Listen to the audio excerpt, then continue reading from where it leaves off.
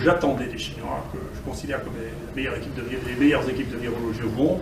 Je leur ai dit, les Parisiens ont plus de difficultés à être lucides là-dessus, mais globalement, on est la meilleure équipe au monde en maladies infectieuses et la meilleure équipe au monde en termes de recherche à Marseille, et la meilleure équipe au monde en termes de recherche en anti-infectieux et en antibiotiques. Professeur, pour revenir à cette proposition d'utilisation de la chloroquine comme traitement pour le coronavirus, que pensez-vous? Comment se fait-il qu'il y ait un débat d'experts actuellement, un débat entre scientifiques et médecins, quant à l'utilité et à l'efficacité de ce traitement?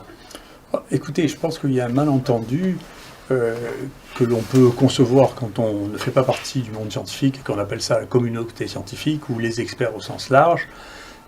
Chez nous, il y a une évaluation de ce qu'est les experts. Alors je vais vous montrer, par exemple, le site le plus simple d'utilisation, qui est un site international, hein, c'est pas à nous, pour identifier ce qu'est un expert.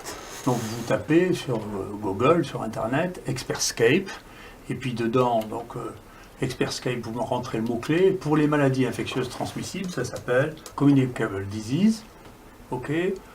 On appuie sur Show Expert, et Show Expert, vous savez qui c'est, qui est Show Expert. Et donc, je suis désolé, mais je suis le premier expert. Et non seulement ça, mais si vous regardez dans les endroits dans lesquels ça se passe, en particulier, vous regardez à Marseille, vous voyez, eh bien, vous trouvez que les seuls experts mondiaux qui soient lisibles en France dans cette zone-là sont ceux de Marseille. Vous voyez. Donc c'est intéressant, mais ce qui est un expert pour une télévision ou pour un groupe, c'est une chose, ce qui est un expert pour la science, c'est une autre chose. Voilà. Et donc, moi, je suis indifférent au fait que les uns les autres pensent qu'ils sont des experts, ça m'indiffère.